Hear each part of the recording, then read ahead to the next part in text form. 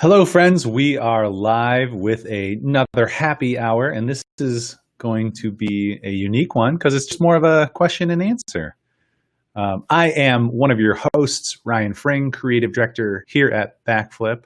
I forget what we determined, a creative director here at Backflip, because joining me, we've also got this guy. Here we go. Let's do that. There we go.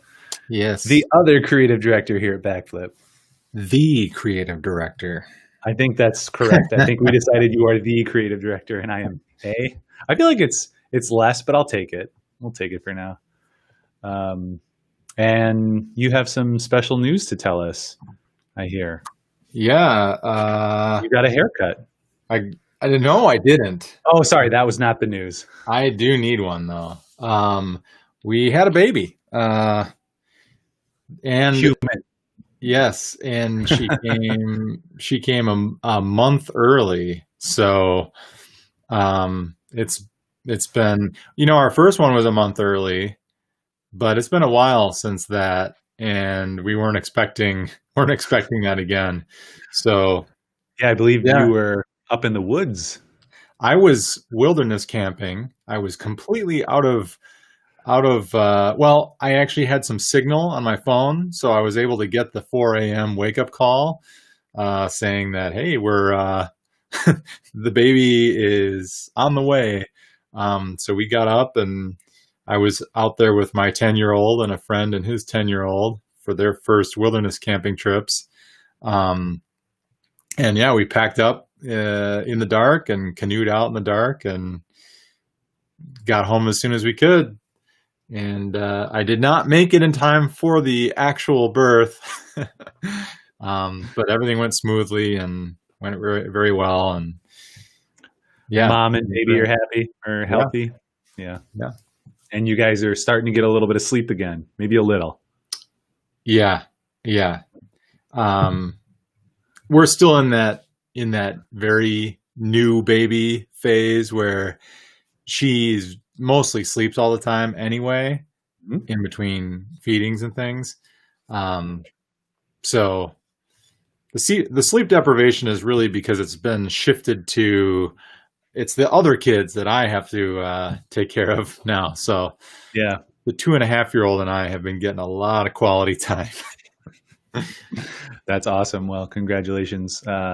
Maybe we can talk more about the story later, but I do want to bring in our guest. You're not really a guest. You're like our other co-host. And we also have a special surprise here.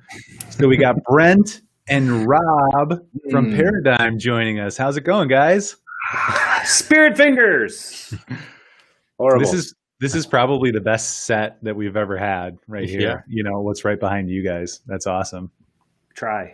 We try. We had some really cool wall wrap going on. I know, that's super badass. I love it. Why don't you give me the wall? Should have done my hair. So. Give me hear the wall freestyle. Give me the 30 seconds on that wall. Like, how did that come about? It's so awesome. Yeah, we're looking. I mean, plain walls are always not attractive for any office, and one of our kind of partner companies, or a guy that we do a lot of work with, Red Tail Wraps, we're like, you know what? Can you wrap a wall? And he was like, yes, I can. So. Nice. We actually got over here. That was our first logo that we got done. Really big wall sticker wrap. And then we said, let's do this whole wall. And he's done a bunch of walls since. And you can do anything. Simple graphics all the way to like crazy what we do.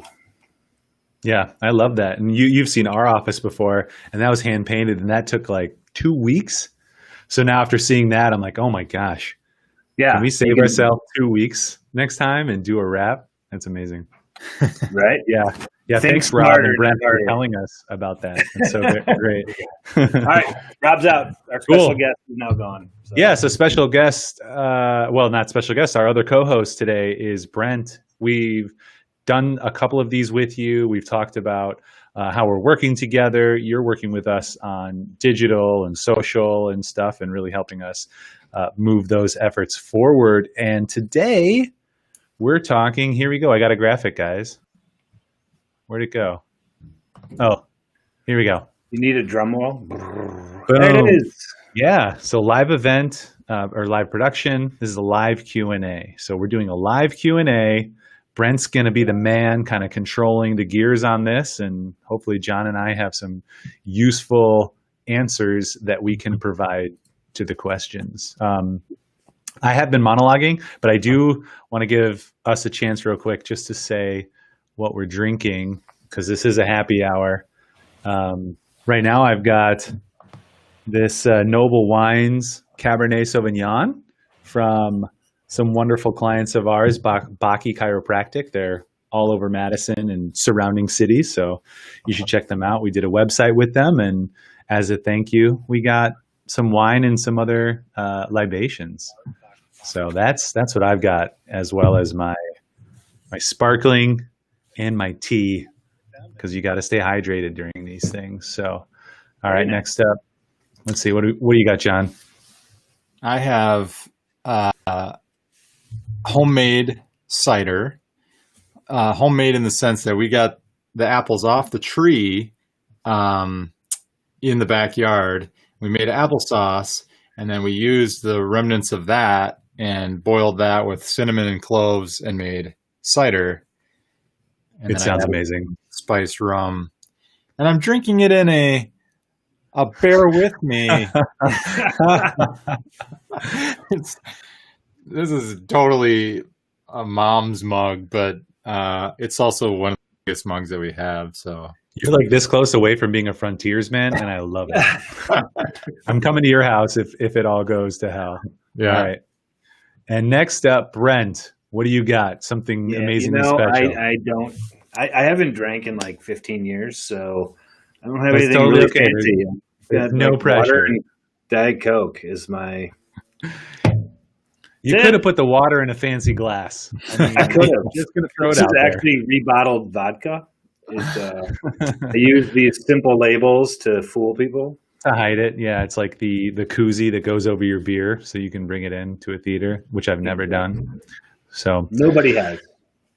Nobody's all right. ever- So we there we go. Here's a new view. Oh boy. This is a live event, live production Q&A.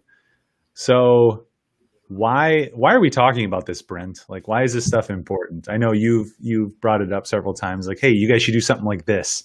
So I'm happy that we're doing it now. Yeah. First off, I want to comment on the meta part of this whole thing, right? We're going live, talking about going live as we're live. I love it. It's Friday and I haven't slept much. So slapstick, here we go. No, live. I mean, video, as you guys know, as hopefully most people know, that video is literally the most effective way you can communicate via any of your content strategy on any social platform or your website. That's what people are consuming. And going live is, as we've talked about numerous times, it's a fantastic way to not overthink things. That is usually the first hurdle that people challenge or are faced with, is they think about doing a video and then they want to edit it and then re-edit it and then edit it some more, and the point's lost. You know what you're actually trying to communicate with people.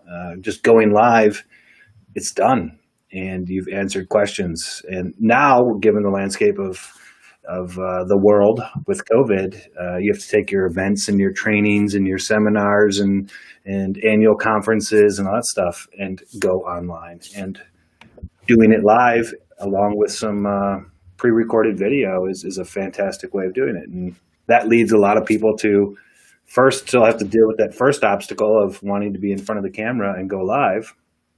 So we'll talk about some tips and tricks with that. And then what equipment, hey, can I just use my cell phone for that? So there's a series of questions that kind of lead off of that. And you guys are the experts at doing it. And I'm pretty good at asking questions. So we are. Well, there's like a energy that goes with doing it live as well, right? Because there's obviously usefulness to doing a big production and editing and things like that, but in terms of engagement and the real-time interaction, I mean, there's people chatting with us right now, that are saying funny things or whatever, and then there's also some questions that we can answer. And there's just a different kind of energy with that. People can obviously comment on a video that's been pre-produced, but that comment's probably going to sit there and wait until the next day or something when people reply to it, versus like participating in a discussion. Yeah, and that's, I mean, you're pointing out a very interesting thing too. And I'll give a shout out and then finish my thoughts. So thank you, Anthony, for tuning in. Let's see if I can do this correctly. There we go. Every hour is happy hour at Backflip. And we like to share that. So let's share that live. How much do you pay people for these comments? Is there Oh my gosh. Love you guys. You do great. You guys dole out like checks. It's double our Google Ads budget, at least. Yeah. Luke Kramer, love you guys. Love you too, Luke. Luke's a guy who we've done a lot of creative work with in the past as well. And then Carolyn, who was on here last week, who is also one of our biggest viewers, dare I say fans. I'm a fan of you, Carolyn. The wall's amazing. It's a battle of walls. Oh, yeah. We should totally do a battle of walls. That would be great. I like it. And then Father Garrett waited till after 12 to drink. Most impressive. Are you impressed that we waited till after 12 or you waited till after 12? So.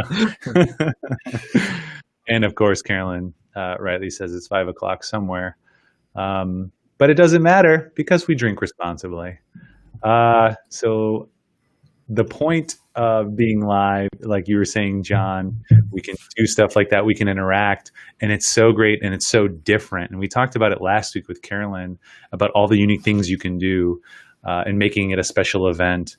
And the other part that we have talked about before, but definitely deserves more discussion, is that idea of the cost of production or the speed of it. Because right now we're all on our own computers. I'm using a tool online called Restream to produce this, to have, you know, this type of motion. Here we go. Ooh, you know, we can do different things, right? And it's like this stuff is going at the speed of light, where at this point, every week they have huge new updates because it's so important right now. So you don't need a crazy computer to do it. You could just jump on and use these tools. Now, we certainly are in the business of producing live content, design, and things like that. So yeah, we have spent time to be able to do things like this and budget, but you know, really you're able to spin up tools like this. And that's one of those reasons that live is so engaging and so great an option, great a tool, because anyone can do it with just their phone or a web browser. This is just Chrome. That's all it is. So that's my initial opening words as well. Attaboy. So like, you got to start off on the positivity side. I like it. It is a lot easier than people give it credit for, though, and a lot of it comes back to what I had said. It's your own. I remember when I first started recording and editing, and then recording yourself. The first thing is nobody sounds the way you think you sound. So the first obstacle is getting over that. Right? You hear yourself one way through your ear canal, and the way you actually come out to other people is different. So when you hear yourself back again, nobody likes the way they sound. I love that too, because we always think I sound dumb when I hear a recording, and you're like, no, you don't sound dumb. That's how you sound to everyone. It's just different, like you're saying, resonant through your head versus, you know, vibrating the air back into your ears. I sound dumb to everyone. Is that what you're mean, you would describe it like that. I would just describe that as normal. Yeah. You just sound dumb to yourself. That's all. Everybody else loves the way you sound. It's, you know, but it's that obstacle, right? It's that internal hurdle of, you know, I sit here and then you get caught. You kind of look at the camera like, wait, should I hold my head this way? What should I do to, you know, and you got to just go with it and be yourself. Once I let down my boundaries of like, I have to sit this way and make sure I'm always looking right at the camera and read what and you just act like yourself and be the way you would be if they were sitting right across the room with you, which is what they would have been doing if you weren't doing this. Mm-hmm. that's when your guard goes down, their guard goes down. It becomes more engaging for everybody and more fun for everybody. Yeah. There's a really interesting, I don't know what order to go in with all these things, but there's a really interesting comment, I think, from Tony Wood about live production and like the style. Like right now, we're obviously we're kind of doing like news style, Right. It's like this conversation, and it's just we're all sitting at our cameras and just bouncing back and forth. And he said, you've got it right there, that a lot of live production right now is locked into the multi-screen Zoom, sitting at a desk presenting. And he said he loved narrative productions using switchers a la live TV productions from the 50s, which I think sounds awesome. Because we've done conferences, right, where there's like when we did the thing with the Crane Foundation, we had different people, but that was still kind of like news style, like, Right. oh, thanks, Bob. Back to you, whatever. Yep. Now we're going to play some pre-roll. Okay, pre-roll. I wonder. My brain's just spinning on it. Like, I wonder what kind of possibilities there would be, because they used to do it that way in the 50s just because they didn't have any other way to do it. So they would just stream the thing live over the air. But I wonder if you could combine the interactivity, because the question would be, why do you need to do that live then? I guess that's the question that comes to my mind. Why would you do that live? Would there be something that you could have some sort of interactive Right. element to it? Yeah, I like the spontaneity of it, right? Of what that could represent, because when you are doing a live event, somebody raises their hand and questions just go this way, and then somebody's talking over here, and I could see that being fantastic as far as having somebody there to kind of direct the camera as it's all happening, and it's not scripted to go that way. I like that kind of freestyle event with it. That would be a little harder to set up, but fantastically effective. Mm-hmm. Yeah, it would take more pre-production and equipment.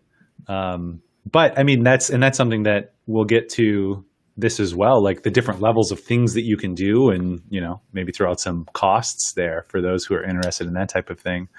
And I do want to kind of ruminate on that idea that Anthony put forward and John raised that question, like, what is the point of live? So we have SNL, right, which is like a live improv show with pre-recorded things, and that what works in that is that improv is often best when live, because ridiculous things happen, and that's just what happens. And there's something that is just so unique to improv that we get, and I believe that's why they do SNL like that. Big Bang Theory, a big popular. I don't know if that show finally finished, but filmed in front of a studio audience, you get a little bit of that, but it's still pre-edited and pre-produced. So it's not live. But I wonder if there's a way to do storytelling, and if anybody knows of any examples. Yeah. So Anthony says, here we go. Maybe the audience pick alternative narratives in the script. In high school, my school did The Mystery of Edwin Drood, which is an amazing musical. And towards the end, 3/4 of the way through, the audience votes on who the murderer is, who the lover is, and maybe one more thing, because I feel like there's 9 different endings that they can do. And that made it so great, because every weekend it was different. Every show was different. And there was a purpose to the liveness of it, aside from kind of that improv SNL that I described earlier. But I wonder if that could be something that they can do. You prepare 2 different scripts, and a scene, something could happen differently, and people have to vote 5 minutes beforehand, and the performers have to adjust live on the air, and that could be really fun. And before I finish this monologue, there was a game that tried to do this on Sci-Fi, I can't remember, maybe I can look it up, but they would air something on like Tuesday night, and while that was happening, I believe things were happening in game. And then things that you did that week in the game could change the show. And I didn't like the game at all, but I loved the concept. And so I wonder if, like Anthony's bringing up, if that's a cool thing that somebody could try. If we can get somebody to pitch it to and get that interactive. It's kind of like Bandersnatch on Netflix, Choose Your Own Adventure Netflix, which is unique and engaging. Yeah. It occurs to me that part of what's good about a live thing is that it encourages you that at that time, and potentially like watch, that there would be value in each of the times that this is kind of the idea of the storytelling like that, where you might have your favorite movie and you might go back and watch it again because you enjoy it, but you could see a play or a musical over and over because the performance would be slightly different, like it would, because it's live. So there is something different there that's engaging in a different way. I agree. That was actually when Hamilton came out, which I actually love, but now it could leave my life for my kids repeat the soundtrack over and over again. That it's just like, But the comments, when it came out was, I remember this part, but it was a little bit different when I saw it live, so they recorded one time of it live, and that's what everybody gets to see over and over again. But if you actually went to, Broadway or whatever and saw it, it would have been just a little bit different every time. And piggybacking off what you said, Ryan, I think the funniest part about like Saturday Night Live is you can tell when they're live and somebody says something and they're like, you can't come back and take that out. It's live and they're trying to prevent themselves from laughing to keep the skit going. So those to me are some of the funniest parts, and you can't really capture that when you've recorded it and you try to edit certain parts out, but keep some of that in, and it loses some of its shine. I mean, I feel like I'm on the verge of a deep dive into a very deep cavern of philosophical storytelling ideas here, but we record everything, and we've been recording everything. And even this is being recorded, and there's something kind of lost in recording something and then going back and just watching it. Whereas when you wanted to know a story or even the news or the latest update or whatever, you had to go to somebody who was performing and giving you that information or giving you that entertainment, that story live, and tailoring it to the moment that you're in. Like, what's going on in the world? How are you reacting as the audience? Just all of those things. And so it could always be tailored. And in some ways it could always be elevated, and given like the best for that moment versus, a movie that you have on Blu-ray or DVD or whatever is just, it is what it is, and they're really great, but it's not like it's going to be like delivered to you for what's going on right now. Right. There is something, the timeliness of live, you can literally, we could have recorded this video 3 or 4 days ago, right? But there's questions that are going to be asked today and questions that are maybe only relevant from today moving forward. So yeah, I mean, you're getting literally real-time information. So I love that point, instead of something that may be 3 days or 3 weeks or whenever you recorded it last information. Yeah. I like it.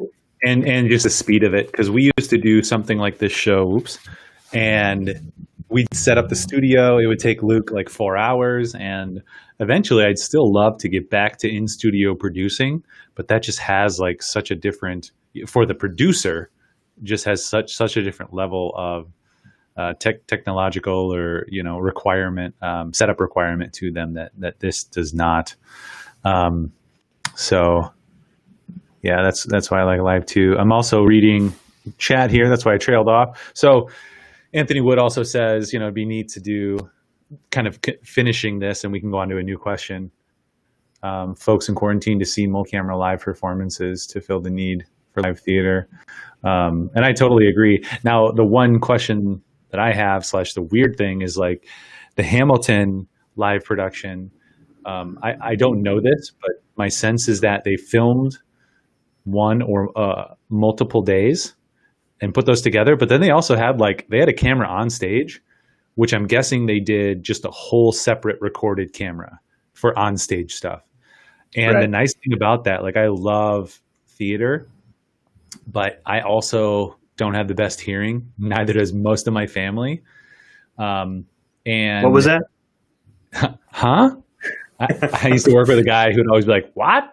What?" Because apparently I say that. Which you think about it, it's not very nice because I'm hard of hearing a little. But when you're at the theater, it can sometimes be hard depending on where you're sitting to hear, to see. But live production is so great. And we've watched 4 different live musicals that we wouldn't have been able to see because they're on Broadway or in shows over the quarantine. And it's been amazing. So I love it. And yeah, I don't know who I have to talk to or what vote counts, but I would love to see some live performances of content. And Carolyn says, I say, huh? Huh? There we Yeah, go. I think Carolyn should be like a permanent fixture on the show, just sharing all the behind the scenes things she knows about you guys and letting it go. yeah. She basically is. There's something that is challenging to get to, even when you are live, over video versus being in person. It's the limitation of cameras and what cameras can do, because just watching a wide camera of a stage is not interesting over video. But when you go to a live production, live play or musical, you're sitting somewhere, probably way back, and everyone, shows up as this tiny little person way up on the stage, but our eyes and senses are better tuned into, we can see everything going on, and we can catch all the expressions and all of that stuff. But if you just threw that as a camera, you're not getting it. And so then when you deliver it to people over video, you need to add the multicam and add all these angles and give you the close-ups and stuff. So then you've kind of changed it a little bit. I mean, it's its own thing. There still is, it's not I think we're finding in all of this that it's not like you can just replace being in person with a live stream. That'd be pretty sad if, that's what we were having to do. Yeah, no, I agree. There is always going to be something missing doing it. There are some situations, events, that kind of stuff where this is working out perfect because maybe it wasn't much of a difference. But for the most things, you're not getting the emotion of the moment. You're not getting the other sounds that may be off to the side that the camera's not focused on that you can turn your head and look at, as in a live environment. Like your neighbor being drunk or something. Exactly. Somebody knocking over their soda from behind you and your shoes sticking to the floor. Yeah, they're just happens when you're... What's happening? Who's that? Exactly. Which is like any movie with my wife or my kids. They're like, hey, what did I miss? Well, you fell asleep again, so I can't get you up.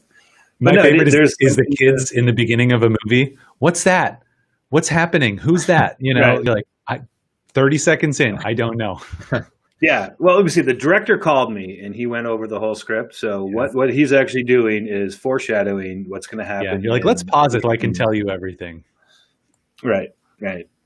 So I want to just kind of steer the conversation back a little bit because I think there's some preliminary things because we have some fantastic questions from people coming in and ones that were submitted to us before. But let's talk.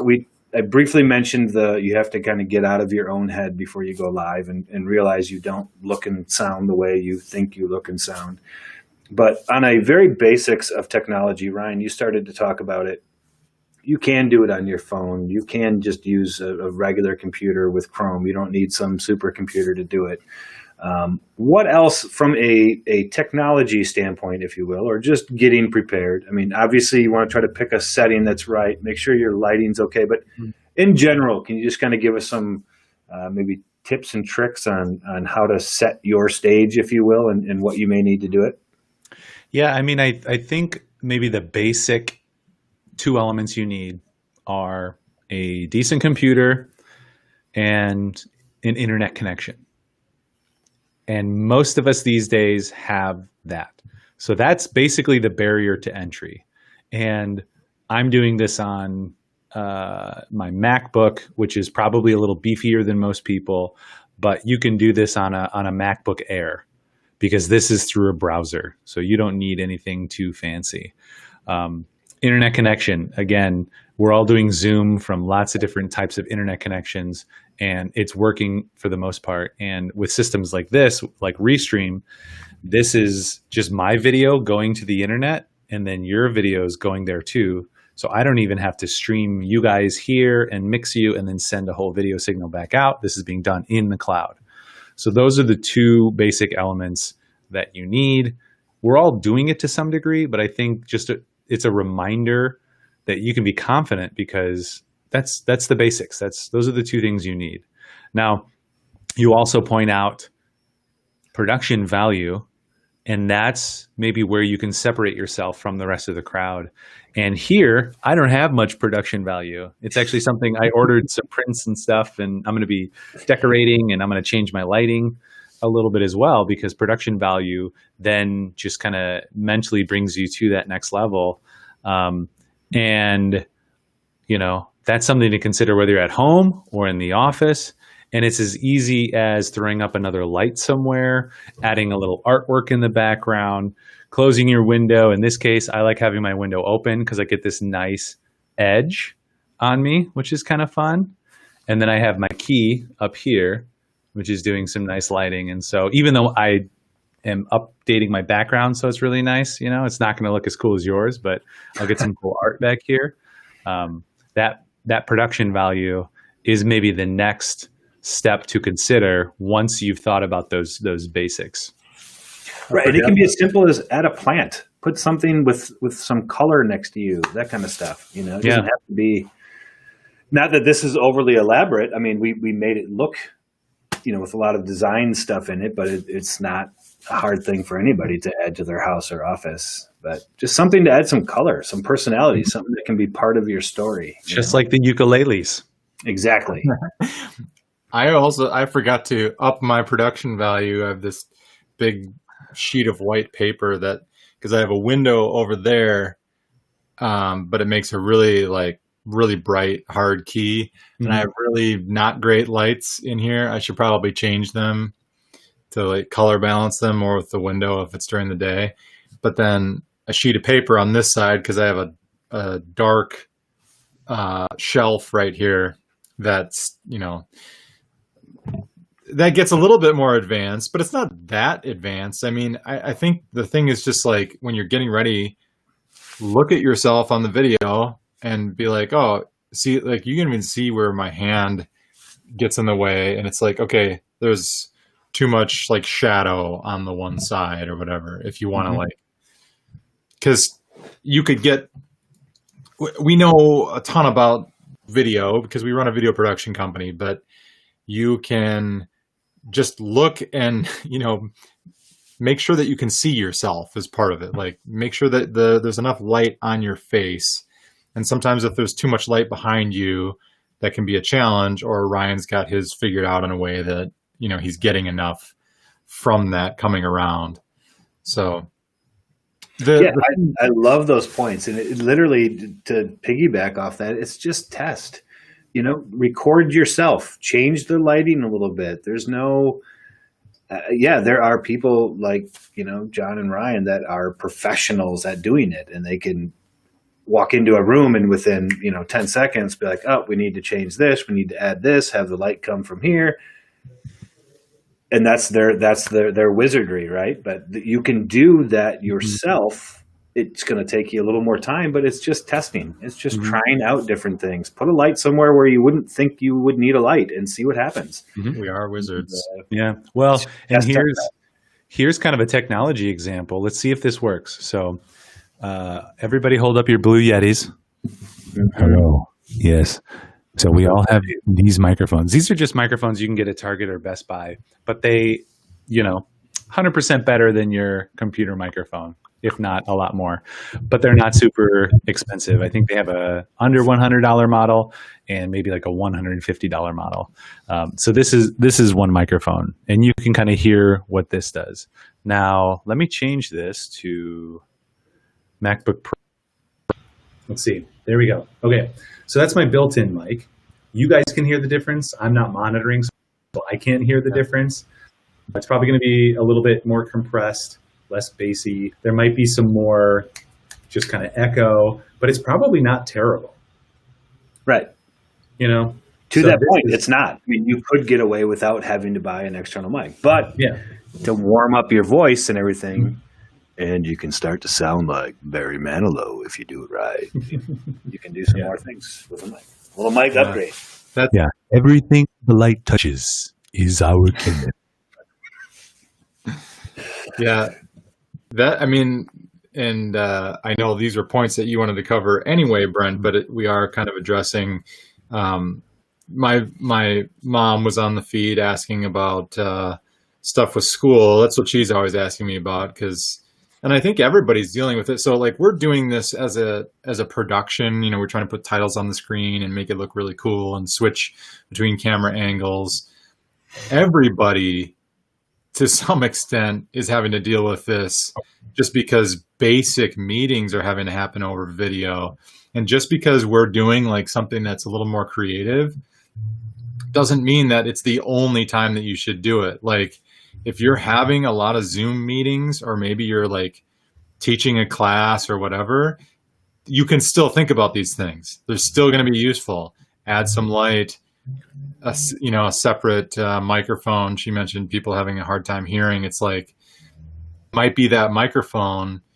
That's one of the things they always taught us in like film school. We have these benefits of these little pieces of wisdom that were given to us by teachers, is like, do not ignore your audio. They always would say that. Like, you could have not great lighting, not great lenses, pixelated video or whatever.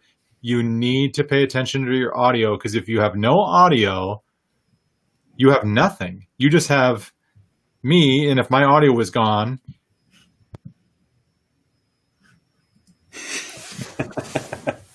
Huh? What? Huh? So, yeah. Well, and that's the type of thing too that happens. Like, and I've gone live, and that's happened to me where somebody's like, "Hey, we can't hear so and so," because I've used a very complicated system which works when it's working, but when it's not, like, first thing is cutting in and out. First, it's even worse if your audio is cutting in and out than if it was just a little lower quality. So that's something to think about. Yeah, agreed. And to relate that to, conferences where you may have other speakers coming in. I know you guys talked about it with Carolyn last week on your happy hour, but I think it's definitely worth bringing up again. She had mentioned you guys send out like packages to people. Maybe it has a microphone. Maybe it just has instructions on how to set up your computer. Going over some of the basics with people, even if or even if you think it's always nice to have the reassurance of like, okay, I've got my instructions, I can get this done. And to me, everything with live video, it really comes down to confidence. And if you can come across the screen as confident, then your competence and everything else will follow right along with it. But if you're kind of always like, wait a minute, I think I push. No, I need to. Yeah. This on. You know what I mean? Then no matter what you're going to say after that, people are like, are we sure he knows what he's talking about? Yeah. Well, it's like that idea of have an attitude like you own the place, or I believe John did this in many illegal cases where he hasn't been charged. But you just walk up to the roof of a building like you own the place or like you should be there, and no one questions you. I don't know what you're talking about. Confirm nor deny. I can neither confirm nor deny. Allegedly. But yeah, I mean, like awkward stuff happens in live things, and it's how you handle it. And maybe, so we talked about like two basics, like you need a computer and an internet connection. And then in order to improve, you can improve your audio, you can improve your lighting, your set to just make it look nicer. But maybe even before that, maybe before those things, like work on your improv, work on that idea of yes and walking into a place like you own it, because it's happened here where audio doesn't work. And I'm like, oh, this is great. You think I should know this type of thing because I do this professionally, but things happen, and saying it like that versus like, hang on guys. Sorry, this isn't working. It never works. I don't know why we're doing this, like there's different ways to handle it. Yeah. And you had brought up, John, I think you said, was it your mom who's a teacher that she was asking the question regarding, what teachers advice to that? Yeah. I mean, guess what? Teachers and anybody who goes online, that you have things like that happen all the time in your classroom. So if it happens when you're going live, own it. Everybody sneaks a little like, excuse me, clears their throat or a little burp or whatever happens to come up. Own it and roll with it. And the one thing I saw a teacher doing with my kids was fantastic is she would take little breaks and just like tell a joke. Do something fun to kind of re-engage the students and make sure everybody's paying attention and get them to giggle, to refocus their attention on the screen. I'm definitely open to any suggestions you guys may have on teachers, because I know that's like the biggest everyday live event going on right now across the country. Yeah. And to that point as well, like, remember, like we are live, but it is stylistically like the news, but it isn't, because it's just a personal kind of chat that we're having. And I think that's the difference in this. And even though we have the production value that's similar to the news or sports, like it's going to be awkward. Things are going to happen. We're going to roll with it. We want to try to engage in a different way. We're not reading off a teleprompter. We're going off the top of our heads. So we'll get off topic. We might even need a break. And it might, I know streamers do this on Twitch with games. It's just like, hey, be right back. This is happening. And, you're going to lose people when you go to a break, but it's better that than awkwardly sitting there for the next 30 minutes because you have to pee so bad because you drank so much during your happy hour, Well, and when you've got the camera rolling, if you're doing a program, for a certain period of time, you should keep things going and moving and good pace.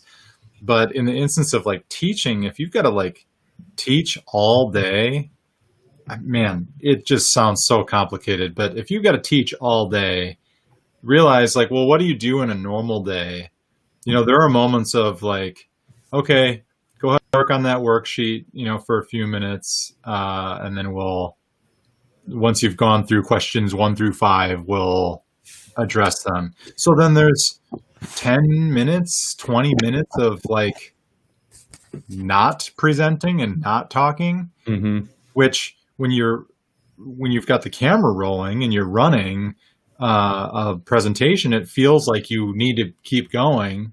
We do in this kind of like dynamic. Right. But I wonder with teaching if it would just be like, pretend that there's a class sitting there. You're like, okay, go ahead and work on that for a little bit. Yeah. I don't know. Well, and I think it's different, and this is just the world we live in. It's different in different areas. It's different in different schools, because I don't believe our children are now back in person, but before, when they weren't, I don't think they were just casting for 7 hours. I wasn't at home and the kids were at a daycare getting their instruction, which also happened to be their school. But they were getting instruction through Zoom, with the teacher on Zoom. And I believe it was a short amount of time and instruction, and then they go do something. So it wasn't like they were streaming for 7 hours. They would do very small streams for each subject, and then the kids would go and work. But it might be different elsewhere. And I think there's different solutions for the different situations. But kind of like you're saying, just figuring it out. What do you normally do? What would that be like? And just like, maybe SNL or improv teaches us, be okay that things could go wrong. Like that happened to everyone in March when school shut down and everyone went remote. Like, I remember how frustrating it was. Like, the kids were all Zooming and they're like, hey, how's it going? Yeah, blah, blah, blah. And the teacher's like, exactly. And we're texting them like, hey, this audio's not working. And, all those challenges that we've all experienced. Yeah. And as a student, I mean, I'm sure we have a lot of, 6 through 10-year-olds watching this right now. So yeah, it's perfect for them. But as parents of kids on there, understand that this is an all new. Teachers, I have to think, by and large, didn't go to school for video production or how do I stream myself the best to my 30, 50, however many students you have. So give everybody a break and understand it's an opportunity for all of us and everybody to be exposed to new technology and what's working and what hasn't. And I guarantee you, as the year continues to go on, teachers are going to come up with fun and creative. They always do. I mean, I don't remember. Well, I do remember one teacher that never had a creative phone, but for the most part, most teachers have the ability to kind of adapt and adjust on the fly, and they'll come up with fun new ways as they get more comfortable seeing and hearing themselves and using the technology. So it's great. Not that anybody wants this to continue on forever, but it is going to be excited. And I want to kind of take this and transition into one of the other questions about technology and how the platforms continue to change and advance, but also the things like 5G coming down the road. That kind of stuff, as it rolls out, this is going to become easier and easier, and the quality is just going to become better and better without you having to do anything. Your iPhone or your Android with 5G is going to stream at like near 4K quality. And there's a really good point there. And I don't know if you were reading my mind or whatever, but I was going to share that about internet speed. So, Ryan mentioned internet connection, and it's more than just a connection. You need to have a speed of a particular level. At least dial up. At least dial up. Not much is going to happen with dial up. So I don't remember what those levels are, but one of the things maybe to remember. So when all this started back in like April, I called TDS and I had them upgrade my home internet. I'm on DSL out here, so I get over the phone line, but it's faster than dial up. So I had them upgrade because I knew that I wouldn't be able to do a lot of video meetings and things like that without a better internet connection. But the other thing with regards to like 5G or even 4G or LTE would be to remember that sometimes your fastest connection is not just your download. It's very specific to your upload, or very importantly, your upload speed when you're doing this kind of stuff, because I'm sending all the data up to the cloud to stream video. And what I had done prior to having a better internet connection is sometimes when I needed to stream video, or even if I needed to like upload some files, is I would switch over to tethering on my phone, as weird as that sounds. But my phone upload speed was faster than my home internet. And obviously you're going to have data issues, you know, depending on your plan and things like that. But, you know, that's what you need, is you need a fast enough upload speed to get video to the internet. Good point. Good point. Yep. I just want to interject here too. If you guys have more questions, whether related to specifically what we're talking about now or just taking your event online, put them down below. Down there. All right, we're going to move on to the next one. This was actually submitted before we started. This is from the Real Script, Rachel W., who was on, I think, a few weeks ago. How do you keep them, as in the audience, coming back for more, tuning in for repeated events live online? Right now I'm typing that in so it can be a question. So John, you start. Got it. Yeah, I mean, I just try to be awesome in everything that I do, and you know, I just trust in my awesomeness and ability to entertain. I like it. Yeah, I don't know that this answer is going to be encouraging, because it's the same answer that we give for, you know, how do we engage, how do we effectively communicate a message.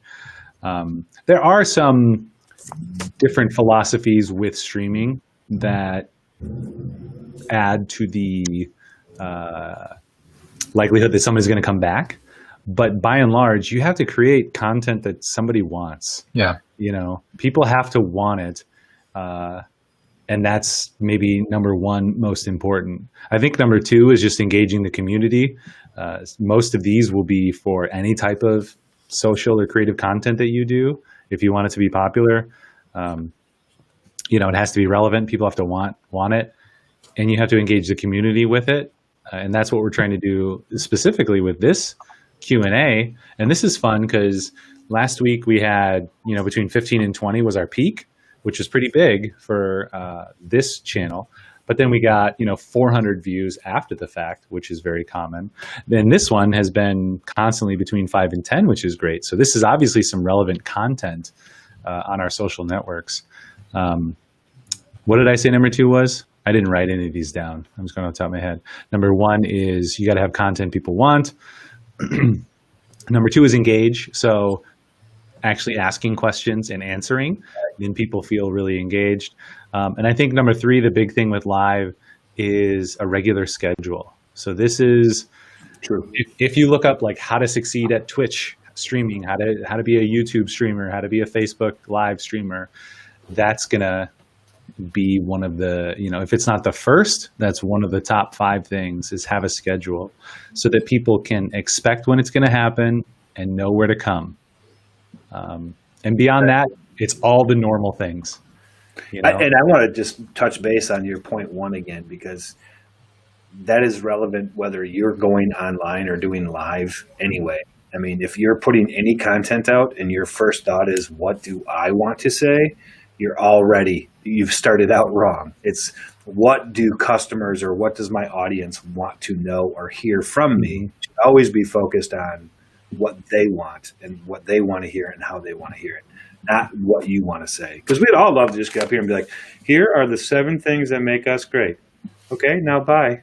That's it. You know, it's how to relate and engage with them. And like you said, ask questions. Get people involved. Let them be a part of the story. Let them be a part of the journey and not just a bystander who has to watch everything go by. Mm-hmm. Yeah, we did it. Awesome. Words of wisdom. Anything else you want to add, John? Well, I've been to some, it makes me think of networking events, like work networking events. And I've been to some that are really awesome, and I've been to some that are really bad. And the really bad ones feel like you go and everybody's just trying to sell you Right. what they do. You know, like, you're like, oh, So you don't care about me at all. You just want to get a business card in my hands and have me hire you for something. Right. The ones that are awesome, we don't talk about that at all. We talk about, some other topic, something that we're working on in our industry, some skill or whatever. And then maybe through some of those relationships, sales opportunities show up, but they can't be that. And I think everyone who's got a business or an organization feels like that's what they need to do with this, because it's like, oh, it's like a piece of marketing. It's like a commercial. Mm-hmm. But you can't, because nobody wants to sit and just watch a sales pitch. Like, we begrudgingly accept them coming in to give us the vacuum cleaner sales pitch because we want the free grill room cleaning, which may or may not have happened here one time. But did you buy the vacuum? No, I got the free grill set. That's all I want.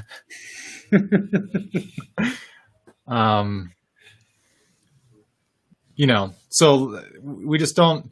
And especially when you're seeking something out, I mean, a lot of advertising, this can go off on a big tangent. I'll keep it short. A lot of advertising, commercial advertising is like interrupting. It interrupts what you're trying to watch, gets in your way, makes you watch it, complete, watching the thing, and so that you can watch what you were trying to watch. This kind of thing, you're not going to interrupt somebody for however long, an hour, and be like, stay with me. Yeah. Stay with me here. I'm not done talking about my sales pitch. Got to provide value. Well, that's that idea. That's that idea. And again, this is not revolutionary stuff, but it is helpful to repeat it and remind ourselves, like, no one will care what you know unless they know that you care. Like, that's the oldest. Like we need a graphic that. The more you know, with the Yeah, that'd be great. LeVar Burton, everyone. And engaging, asking questions. You had said before about asking questions.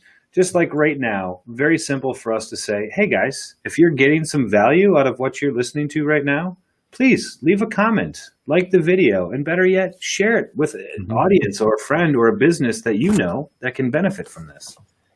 And that's it. That was like the whole CTA right there, right? The call to action. I'm not like hard selling you, like, make sure you leave your email address so we can follow up with you and then really ram home our sales pitch. No, it's if you're getting value from this free content that we're putting together, like, comment, and share it with somebody else who you think would get benefit from it.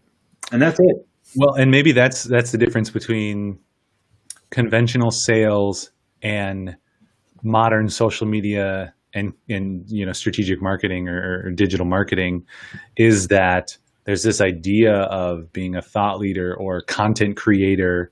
We say content is king, and just putting good stuff out there. And it's hard because the question is like, well, what's my ROI on that one article? What's my ROI on this live thing?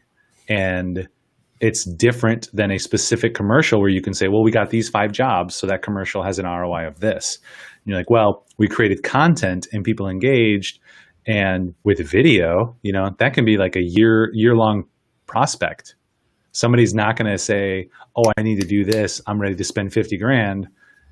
It's often like, I'm going to do some research. I'm going to figure out who's doing it in this space, who's doing it well, where I can go to get help.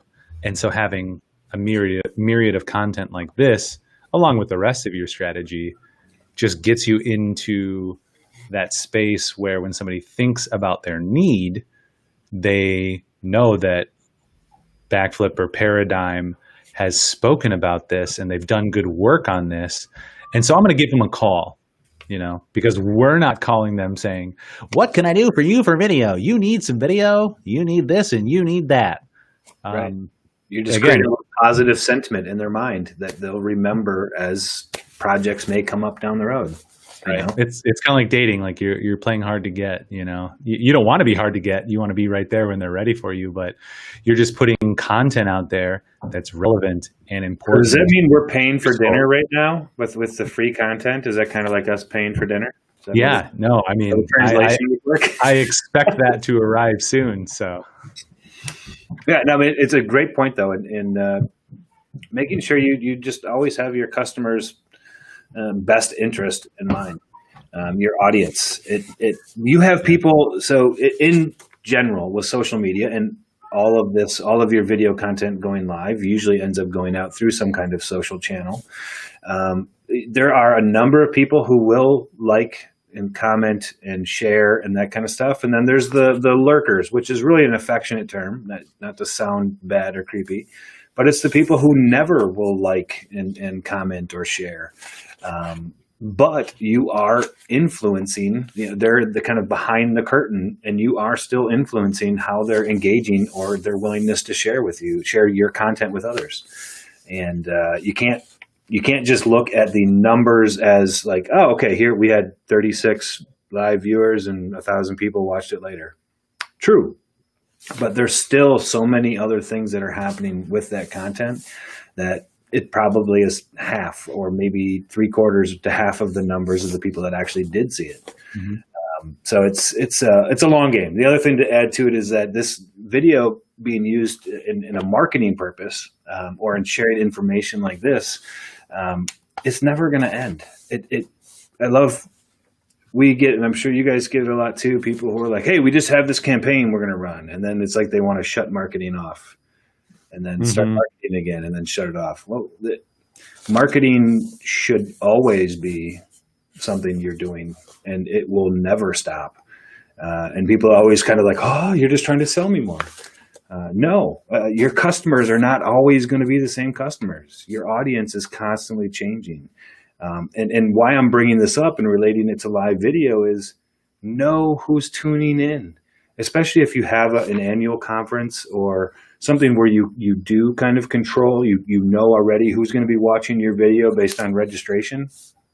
Figure out what they're into. Spend a little bit of time digging into your audience and what other interests they may have and that kind of stuff, so you can bring those types of examples into your live video. Instead of just your own canned, here's what I want to say, it doesn't really matter who's in the audience. Mm-hmm. All right. Next Let's question. go on to the next question that we have here, and this is from MKE Production Rental. What software or softwares do you use, and what are the most popular times for events? And how do you prevent echoes and feedback? So we got like 3 questions in one. Let's start with the software. You mentioned Restream, and then there's the obvious like Zoom and Microsoft Teams and stuff. But is any one in your experience better than the other, or this one's better for this type of event and this one's better for that type of event? Yes. And that's so MKE Production Rental. That's the production house of John Klein. That's his last name. I remembered. John Klein, who was on here several weeks ago. He's a DP in the Chicagoland area. So thank you for that comment. So what softwares do we use? I can talk specifically about what we're using and what we've used, because I try out like everything that comes down the pipeline. And it's been fun because over the last 6 months, everything has changed drastically. So right now we're actually using Restream Live Studio, which is great and not that expensive. I think we're on the $49 a month plan. And Restream, I started using them because they multi-stream. So I can go to, 50 different locations that they have. So this is streaming to Facebook, this is streaming to YouTube. I could go over RTMP to Instagram. They have LinkedIn, and then they have a ton of other services that you may or may not have heard of. Twitch, you've heard of. So they have all those services. So initially it was a multi-streamer. Aw, and we got Felix joining us today. Hey. Yes, Hi, Felix. This is the guy that I get to hang out with a lot. Who needs the attention, or needs the, not the attention per se, but just the little kid who can't do anything by themselves. Yep. Give us a wave. Give us a wave. Kid waves are always the best. There we go. Let's see. Can he say June? Do you have a little baby now? Can you say? Up. I think that's Lazy yep. I was yeah, nice. I was saying before I was on a meeting and he came and joined me down here, and I was like, I think it's got to be weird for little kids now because I'm not sure if he always knows whether he's watching a show or whether this is like somebody. There's Like, something philosophical there. yeah. It's like, and then the shows that ask you questions and you answer back, but then they don't respond. You're like, what's going on? I don't know. You're like, oh, this isn't a Zoom. This is just Dora on Netflix. And yes, Carolyn, you are correct. Babies do add production value. If you can always have babies and puppies on every one of your live streams, and maybe kitties, you can just kind of sit back and let them do the work. You don't even have to talk. So, Well, and that's an example of making it work, and rolling with it, right? So this is the world we live in. And like typically if I'm at home, there's either stomping from upstairs or like a creepy kid creeping into the background, and I don't notice them until like I feel their breath on me. And you can do different things. You can invite them in and sit down and, play with it, or you can try to drag them out of the room, like that early newscast where there was that person and the wife like came in and like dragged their kid out, like super awkward. Right.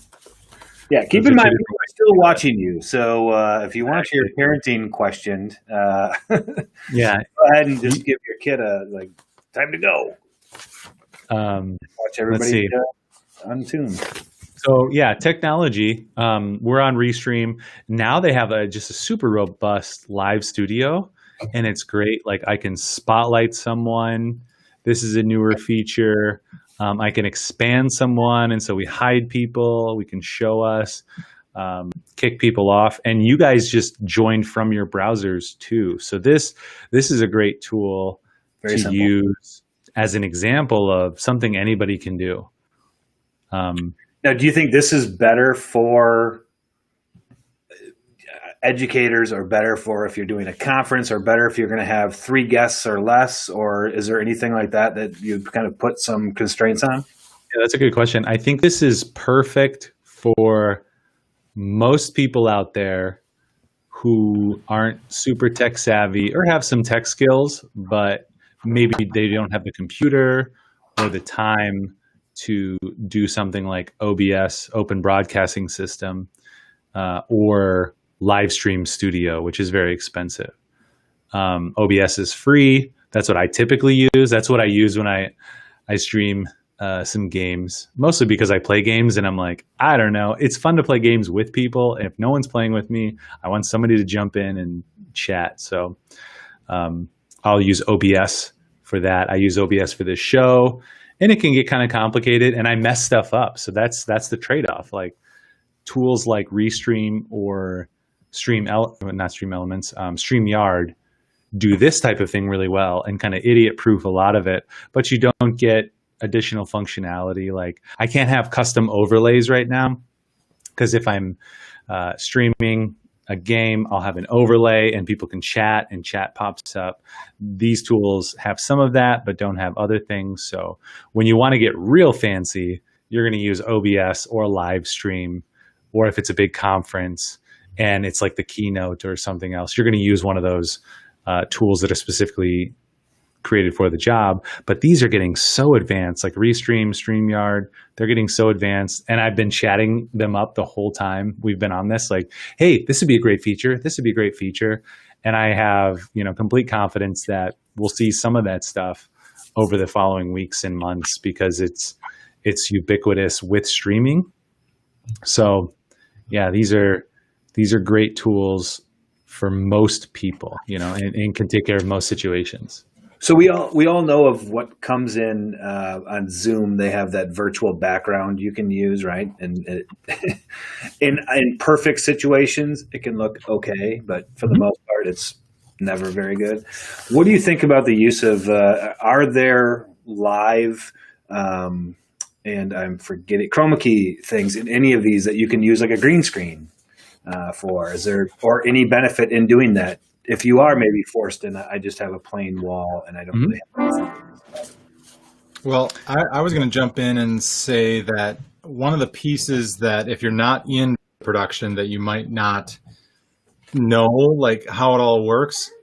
Like these are all-in-one tools we're talking about, but the way that this is usually done and the way we've done it for streaming conferences and things like that, I mean, everyone's seen it. You know, we've seen all the cameras around like in some conference or concert or whatever, is we're bringing all that stuff into a switcher, choosing which video screen to show at what time, and then sending that out in a main feed.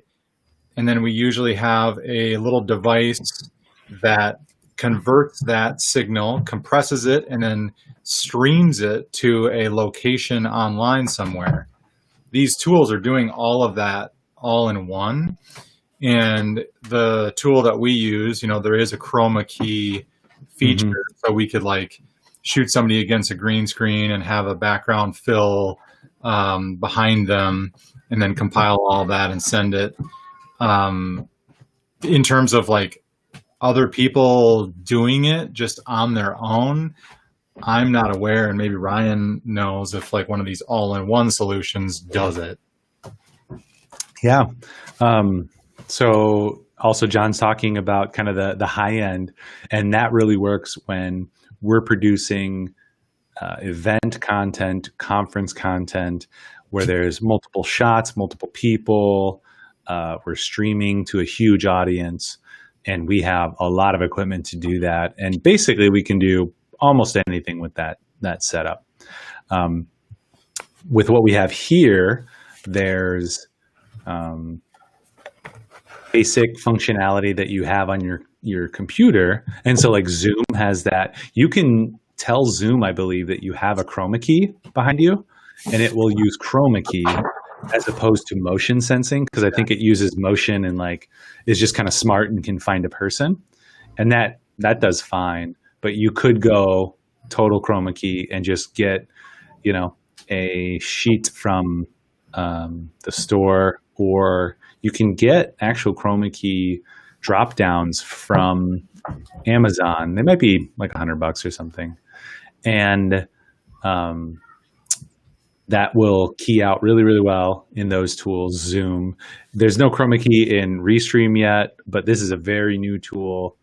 I don't know about StreamYard either, but I assume that things like that will come in, because there's it's multi-billion-dollar game streaming market. It's a huge market to tap into. So if they can provide the functionality that you need to stream, and all you need is a computer to play a game, groups like Restream and StreamYard are going to add that functionality in. So those are some of those things that can improve your look. I was just bringing it up because you're right. You know, that those are the high-end production examples. But I think anything like that, it's helpful to understand what you're doing. You know, you have a simplistic all-in-one tool, but it's helpful to understand, like, what are the pieces that are all going into that? You know, like, what is it that you're trying to achieve? Otherwise, you don't know what any of these tools are. Like, you can get great video with your cell phone. The moment that you try to do something a little more advanced, still with your cell phone, it's helpful to know the top end video production techniques. Because why is it that one person's cell phone video looks better than another person's cell phone video? It's because I know that I'm trying to control the shutter speed, even though it's sort of automated, and I'm trying to like force it into certain things. Maybe I'm using a different app that's not like the default camera app, or maybe I'm like trying to like find the right lighting situation so that I'm guessing that the automated functionality is shoving the shutter speed into a zone that I want. That example is helpful here for, you know, like, what are you even trying to do with this thing? Right. And why do you need to switch video? Well, it's because on a Zoom call, when a bunch of people are on the call, if somebody's got a bunch of background noise happening that they don't know is there, their video is just full screen the whole time. You know, because they're sitting there and somebody else is doing the main talking, but on video they've got all this like all this like background yelling. Right. Zoom is automatically trying to say, well, who should be up right now? But when you're doing something, when you're trying to present something, we're making those decisions. You know, you want to be able to say, no, I want this on right now and not this thing. Right. We can mix everything in, and it's interesting because there's also different needs that are accomplished by those different tools. Because we're doing a big conference coming up in January that's all remote, and we have several different levels of production. You know, there's like the keynote level, there's the less than keynote kind of normal talk, and then there's like the significantly less than all those with like 20 or 30 other people who are doing small things. And so we're designing little packages so that we can still produce high quality enough for each of those levels within a certain budget. But there's also Zoom elements as well. So there's pre-produced content that's going to go live that will be streamed. And then there's interactive content that's all going to be Zoom. And what you're talking about too in Zoom, there's a couple different ways to do it. You can do a webinar, which I produced last night for Madison Media Professionals. And in the webinar, we've done maybe 3 or 4 of these. They've been very fun because it's a small knit group. You know, we probably get like 40 or so registrants, and then maybe 25 or 30 people show up. But what we'll do at the beginning is we'll start a webinar, and that means only the hosts or the presenters will appear and you can hear them. Everyone else is an attendee, but I make all the attendees presenters. So then we're, you know, all on screen and we can just have a little conversation like, hey, how's it going? Haha, nice hair, whatever. So we were trying to get some of that networking back in. And then at a certain time, we cut it off and I move all the presenters back to attendees. And then I have the 3 or 4 presenters and I'm the one who's switching the screen. So I can still do that through Zoom, which has been really fun.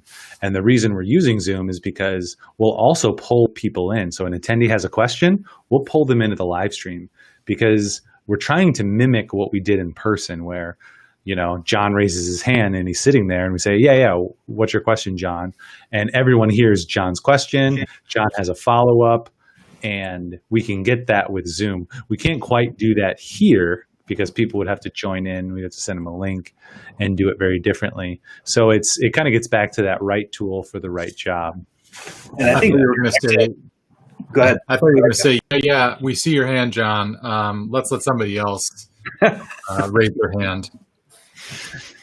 On to the next person, please. Now, this brings up a great point. I think just to go back to like the beginning is to steal a stupid line, but you know, failing to plan is planning to fail kind of thing. You think about what you're going to go live with.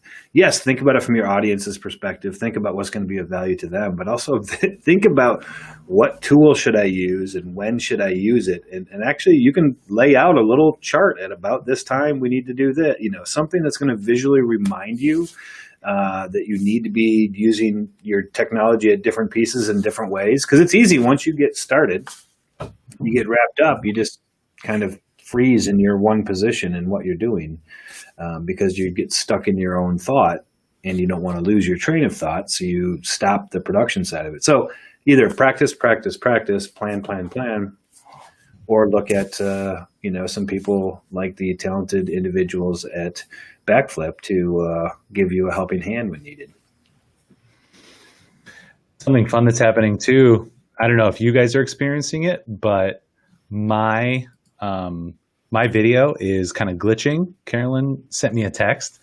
She's like, hey, your video is glitching. I don't know if you guys are experiencing that, but even on my side, so I can see network connection here. My network connection, it says, is 3 out of 10. Even though I have crazy download and upload speed here at the office, it's not great. John has a 10 out of 10. Brent has a 10 out of 10. So there's a possibility here that the experience that people are having is that I'm glitching and freezing and others are not. And, you know, that's part and parcel with this live streaming in that there's so much technology involved that something can just go wrong. And I just sent the chat a message to be like, hey, here's what's going on. But hopefully, we can still get through this with me freezing, and the experience of everyone hearing you is enough that no one leaves, and we're still answering questions well and keep everyone engaged. Yeah, we've been. It happens to the best of us. I mean, it doesn't matter how good you are or how great your equipment is. There's still going to be those things that pop up. We've been watching you freeze. You have. Your audio is fine. Yeah. Okay. It's just the video can't keep up every now and then. So. Oh, I wonder. Yeah, I put the stream at 1920 by 1080. Maybe that's screwing it up. I don't know. I try to do fancy things. Or the 75 browsers you probably have open on your computer, like most people. Yeah. Well, and it's telling me that my network connection is 3 out of 10, so it could be the network. In which case, we got to get a better network guy. Apparently. Is that Luke? Right. No, it's kind of come down me. To Luke? Oh, it is okay. Yeah, so I can make fun of me. So I'm going to continue with that question because it kind of falls in line with a lot of things you do with your marketing and social media. But with video, is it any different? And that's popular times for events. I'm assuming it's probably more of a question on time of day and not time of year, but maybe reflect or opine on both. Yeah, John, you go. Boom. We're still learning this because we do our specialty is video production, web graphics. In terms of the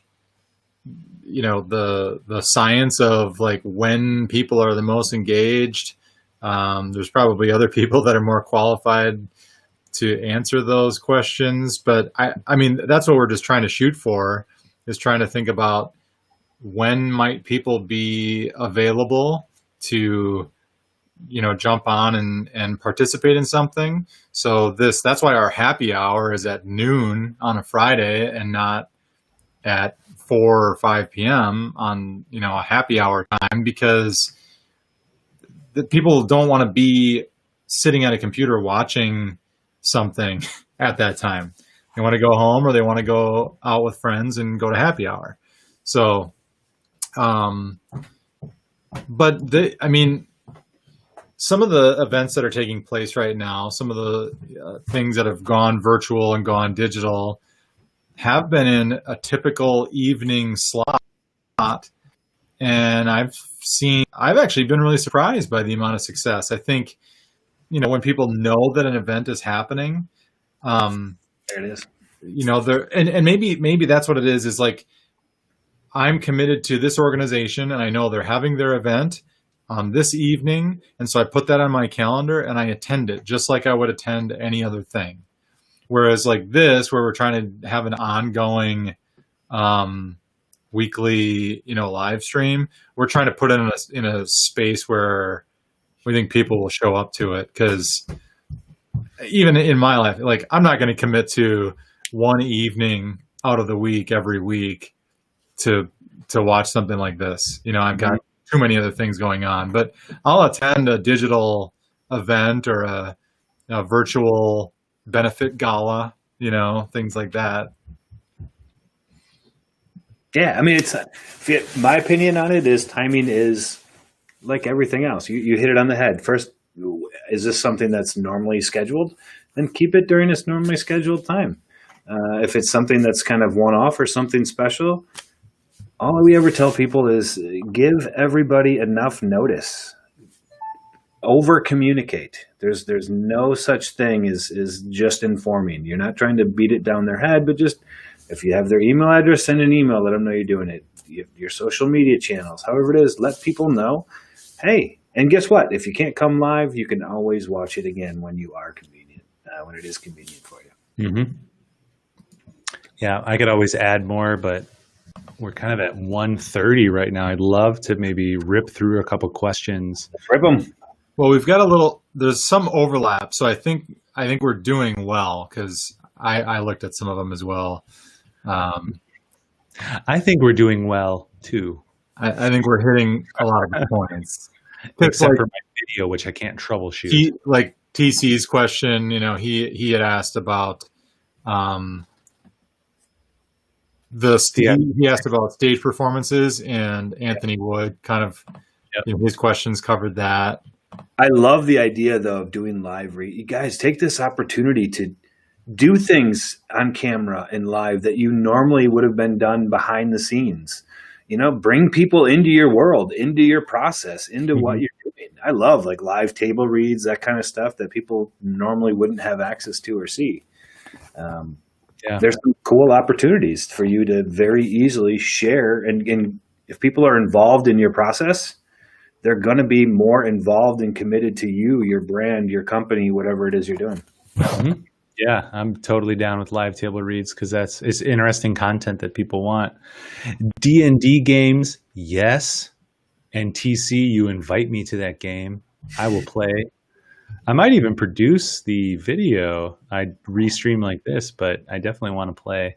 I watch live D&D stuff, so I'm super nerdy. Do you think it's more beneficial to have, and these are from some kind of internal questions that we had all thought of as well, from Emily and Hannah, but beneficial to have your event on a single day or spread it out over several days? Any thoughts or advice on that? That's a really good question because I've not gone to stuff because it's been multi-day. I can't remember. There's a new event that was like 2 weeks, and I was like, wow, that'd be really hard to do. That'd be really hard to go to a 2-week event because even conferences are maybe like 3 days. And now with everything being so remote, it's like, yeah, I'll sign up. Like I just signed up for Adobe Max, which is multi-day. And there's like hundreds maybe, or at the very least high dozens of sessions. And I started registering and I spent like 10 minutes marking things on my calendar. And I'm like, oh, this is too much. I can't add more things to my calendar, whereas when you're there, you just pull out your schedule and you walk over to something. So I would love to have that experience in some way. Otherwise, like give me a day and I feel like I could give a day to something, but if I'm asked to give multi-days, it's really hard to do. Now, that said, I've never paid for any conference live yet. I've only gone to free conferences live. And that free versus paid, there's definitely more, buy-in, when you pay money and you're going to go to it. You're going to set time aside and not schedule meetings. So I haven't done that yet. Yeah, I had a discussion about this earlier today, and I don't know why there's this idea that because we're not there in person, that it shouldn't be one day and we should just put all the content up and spread it out over the course of a week or a couple of weeks. That's what I'm hearing from a few different places. To me, I'm like, no, I like the whole point of it was that I can commit a day. I can blow up a day in my calendar to participate in this thing, but it's just like multitasking and context switching articles for like business productivity. Like, do I want to take like an hour or a couple hours out of multiple days across the course of a week where I'm going to keep bouncing back into this thing? No, that sounds like a disaster. Well, for me, I mean, it's just kind of the way that I need to like stay in the zone on something and then change. And if I'm got to I got to check in for that next thing today, I'm just not going to get much out of it. And it's going to kind of mess up more than one day. It comes back to knowing your audience, right? Like we had talked about before, know who is going to be, at least to the best of your ability. And then that will give you an idea of what they're looking for. Are they more looking for, one day cram, jam full, or something spread out like every evening from 7 to 9? Yeah. You'll know that once you know your audience. Well, and then it's like, what is it that you're trying to do as well? Like, what are you trying to achieve with this thing? Because I do understand that there's a difference between the amount of time that we can handle sitting here in front of the computer and doing this versus like being at an event. That said, the most successful digital events are still approaching them with that same mindset. What do I do at a usual event? I don't sit in one location and listen to one speaker for 8 hours straight. I do this thing, and then I have another activity to do, and then I get up and I go get some lunch or whatever. And even if you're digital and you're missing out on those like in-person networking opportunities, maybe you can still schedule a day like that and have your attendees like tell them what time to like stop and go get lunch or something. You know, like I think that probably makes for a better experience for the one Well, day. and when you're at a conference, you're at the conference, but you're also checking back in at home and email and work, right? When we're at work, I feel like I'm just checking in on the conference. Mm-hmm. Yeah. You know, so maybe that's something we need to consider when we're doing these even single day events, but certainly the multi-day events, is to encourage people like get out of your office, go somewhere new, get away from distractions so that you can actually, you know, watch and participate in a similar way. I like that idea. I really do. All right, I'm going to jump back and forth here a little bit. One that I love this question myself is, can you still offer sponsors at a virtual event? Or what can you offer sponsors? So not only can you have sponsors at a virtual event, but what can you offer the sponsors where they normally would have gotten that face-to-face interaction and hand-holding with real people? I have so much here that I could go into. I'm trying to think about how to like sum up this thought. Years ago, I talked to a guy. This is like before Hulu was a thing, or as it was just getting started, and people were just starting to put like commercials into programming like that. We were talking about that, and he was like, well, how do you sell that? How do you pitch that? And my opinion was that is more valuable than any other thing that you could give them. If I'm at a virtual conference and I have a sponsor come up on screen, I've got a person sitting like fingertips away from clicking a link to a sponsor. Like, you talk about like a sales funnel, you are right there. So I totally think that you can offer a lot to sponsors because you're sitting there participating in the thing versus live. Yeah, I get that face-to-face interaction, but I still have to get people to get out their phone and type in an address and like go to something versus like this is a click. You know, I can have it come up on screen depending on the tool, the platform you're using, and click right away. So sponsors, yes, totally. Yes. So still can have sponsors, and really the value to the sponsors is the same or better than what it would have been at a live event. I think so. I would agree. Yep. All right. Talk a little bit. We talked, I remember you guys talking about it last week, and we've talked about it a little bit here, but just the benefit of having live video instead of pre-recorded, and or the difference between the two and how to use them together or keep them separate. Yeah. I'll just jump in again. I think Ryan just, he just threw it on the ground. He's out. He's like, later, guys.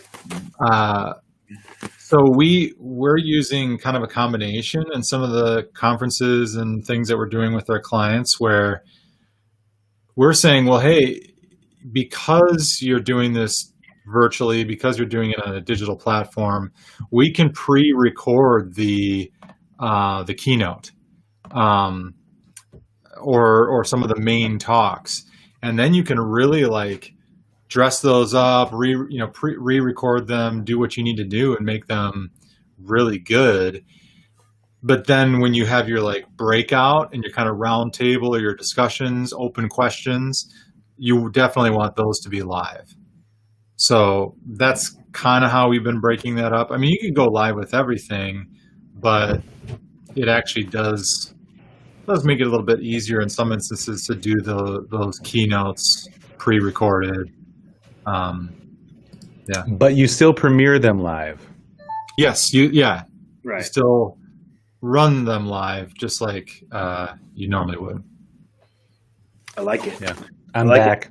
A couple other. Yeah, we thought maybe you just left. We're like, I took a little bathroom break. Oh. Now that we're at an hour and a half, and I've drank so many of these carbs. We've got a few more that I want to get through because I think they're interesting and or important or both. Is what kind of risk is involved in doing a live event?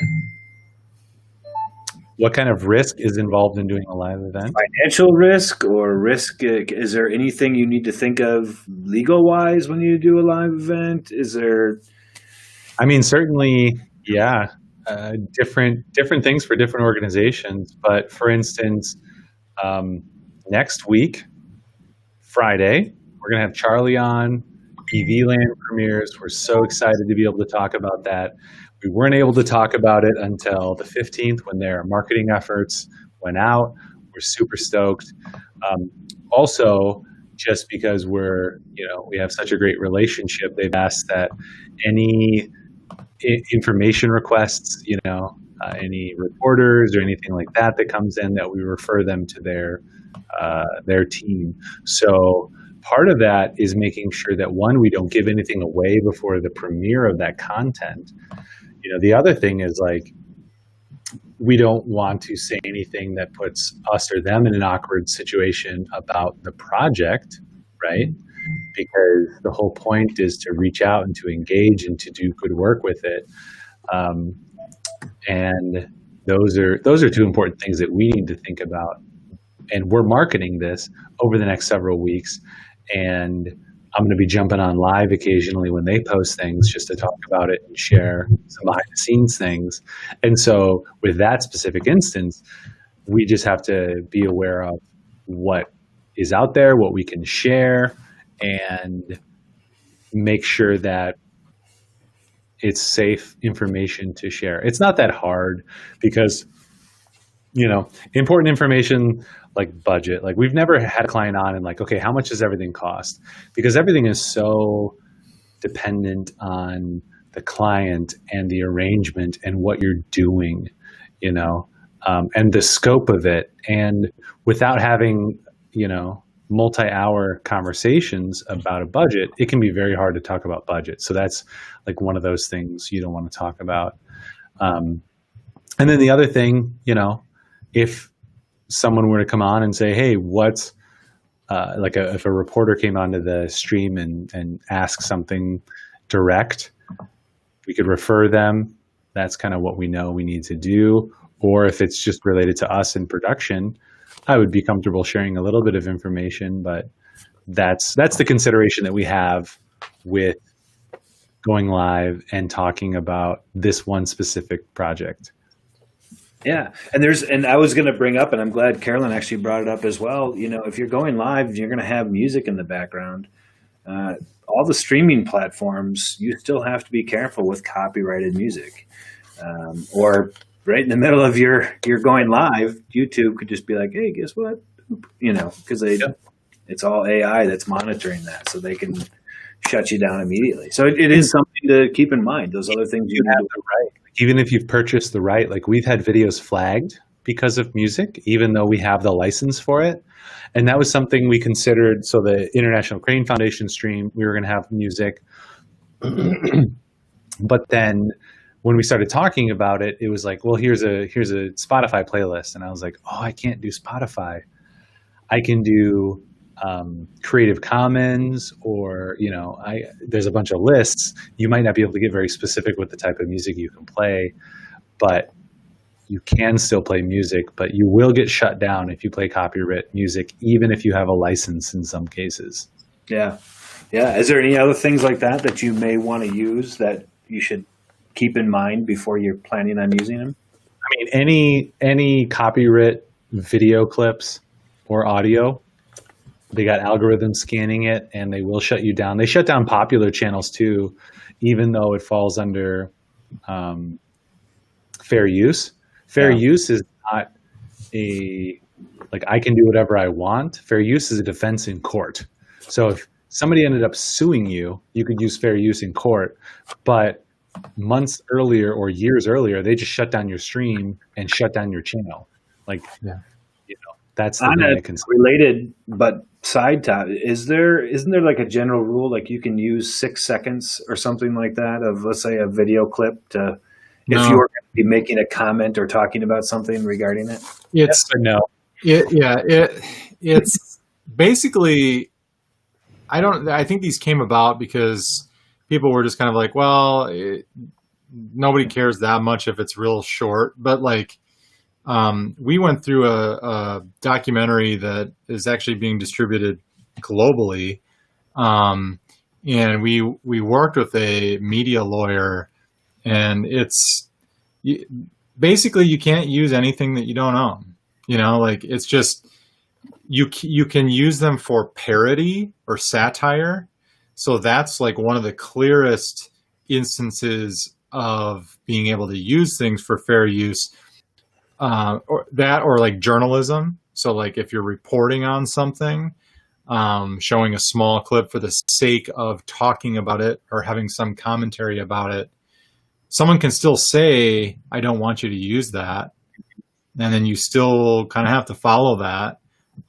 You probably have a good defense against it if you want to defend it. You've been shut down, and your defense will come in court over, when you hire lawyers for thousands of dollars. But people just they're not used to this. I was going to say with the live stream thing, all that live streaming does is just reveals this a little bit more, because actually it's not legal to play other music at your in-person live event either. Mm-hmm. Like to the full extent, if you really want to, like, if somebody wanted to, like, cause a problem, they could. Like, you're supposed to have copyright, permission for everything that you do. Like, if you're playing music in church on your own instrument, you're supposed to have copyright permission to perform that thing in front of this audience. So I think a lot of people don't know that, because we're used to, like, going to parties or big events and there's some music in the background. It's all like, and it's just more exposed when you, like, stream it online, and then you have, AI tools finding things and saying, oh, you can't use this. So, all right, and to try to honor the time frame here as we're trying to wrap up, but one last question that kind of goes together. I'm going to put them together anyway. I know when I go to events, everybody always looks forward to some cool swag, right? You're always going to get a little bag full of goodies. But then also in relation to budget. So talk about, how do you still get attendees some of the cool swag they wanted, or do you change it to maybe some digital coupons or something else they can use to customize and get their own? And do you change, if you normally have a $50,000 budget for your live event or a $5,000 budget for your live event, do you incorporate that same amount of money for doing your virtual event, or can you drastically shrink your budget? Or yeah, well, and we have experience with two groups who are doing, one's a big conference, the other one, Carolyn, we talked about last week. Hang on, the chat's trying to tell me how to fix my video issue.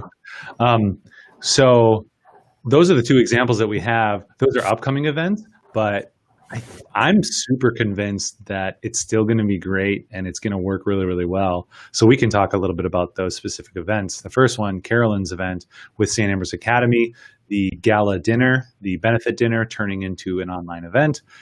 Why live was the question that we asked ourselves constantly. And the reason is to create just this momentum that people come to and they jump onto the event. And that's going to get a greater engagement than something passive where somebody just, okay, watch this at your leisure and then decide to interact and donate. So we're doing this event and we're creating this box that goes to everyone. And within that box, you get wine, you get a charcuterie board from Heritage Tavern, just super high quality stuff. The wine, I believe, is donated, and it's Wallersheim wine.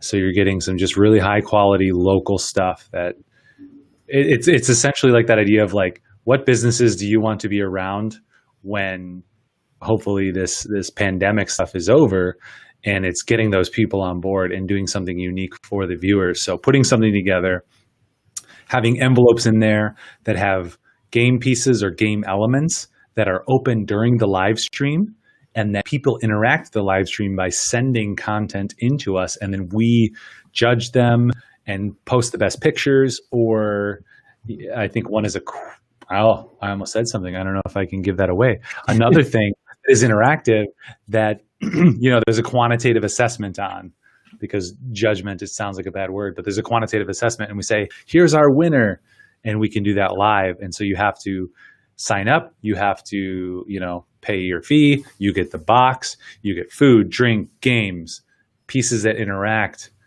and transform the experience as you're having it. So I think this is unique. I don't know anyone who's doing anything like that. Super special. I'm super excited about it.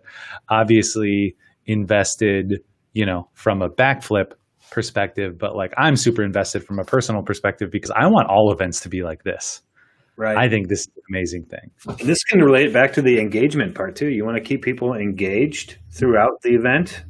This is a way to do it. Give them the things to engage with you, and not just listening to your voice.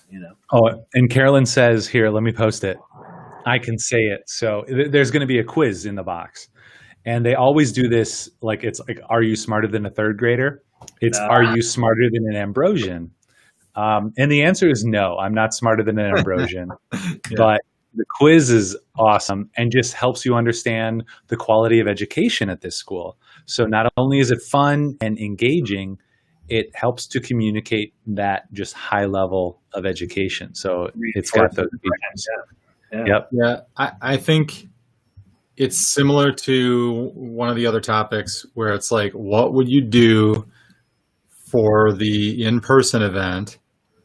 And obviously it's going to be different because it's not in person, but you can't just, like, if you're trying to have the same kind of experience, and if you're like selling tickets, because a lot of these are like selling, there's a cost to them. There's a couple of philosophies. There's some groups that are just like, okay, we've got to go digital and online, so it's just going to be free. Mm-hmm. And then there's some that are like, well, how do we provide value because we're online and we can't have the in-person aspect? If you just make it free, unless you've got like, what's the term I'm looking for? Just vault full of money that you can just throw away, then how are you going to run your event? Like, it wasn't designed to run that way. It was based on people attending and paying something. So that's a challenge. So then if you're going to charge for your event, you need to think creatively about, well, at the event, we were going to have X, Y, and Z. So we need to somehow, like, we have the mail. Like, it's not that hard to make these things happen. I think it just requires like a little thinking outside the box, thinking, how do I get my attendees their stuff ahead of time? I've got to like plan the schedule a little differently, but you don't have a venue cost. Like, so you're not having to book a space, and probably don't have to hire a bunch of like wait staff to like serve food and things. So just move those things. It's going to be different, but you can still have a good experience. So you're kind of recommending, if you had a budget of X amount of dollars, start with that same budget. And yeah, maybe there'll be some savings along the road, maybe not. But the outcome is we want the best result for the actual event, not worried about. Another aspect of it is I think people have a fear, and it's not unfounded, because anytime something's new, there's a little bit of risk that you might not get the same kind of turnout or attention. But there's fear that I'm not going to collect my ticket sales, so I won't be able to cover the cost of the event in the same way that I would have before. But the opportunity to look at is you're taking it online, and if the venue you used to be in was capped at 200, 300 people or something, your online event has a potential audience size of 1,000, 1,500, 3,000, like a reach that you did not have in person. That's why some things take place only online and they don't have even outside of COVID times and whatever. Like you have a reach that goes far beyond what you had in your physical space. So if you have to maybe change your ticket pricing or find ways to provide, more value to the people that are signing up online so that they have an experience when they're at home. But there's a great opportunity as well that I think people need to think about. And it's a little scary because it's new, but it can be really good. Well, and I want to be direct too with just that idea of budget. What you don't want to do is say, "Oh, we're going live. We're just, we're not doing it in the same way, so we're going to save a ton of budget." That's not a good place to start from. Start from what was our budget last year?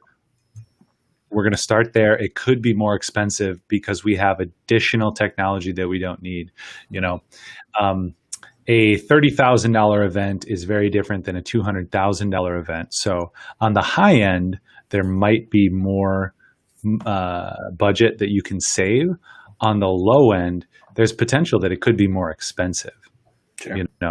Because your venue is going to cost something, but you're not spending, $15 to $30 a plate if you're not doing plates. But if you're going to do something that you're sending home, you're still going to need to spend some money to send something home. So, you definitely want to keep that budget at least the same and consider that if you're on the lower end of that spectrum, it might be more expensive. But like John just said, you have a reach possibility of, a factor of, 100%, 1,000% more. Instead of just 250,000 people in the area, you have 350 million, in the U.S. who could attend, or the world, 7 billion, right? So your reach is endless. You have no excuse. I like it. All right, that is a good summary of the questions that we got asked. If we did miss a question from somebody, I apologize. It's on me. These guys did great. I was in charge of the questions. So. You're being too hard on yourself. It was probably John's fault. Yep. I like it. We can take it. We can do it. Yeah. Bear with me. All right. Normally we'll do the old 2 questions and an answer, but we'll have you back on 2 questions and a lie. Excuse me, 2 truths and a lie. Truth and a lie. We'll get there. Guys, there's Chinese over there, and I haven't eaten it. This is the best part of improv, too. Like, we should come up with a new game called 2 questions and an answer. You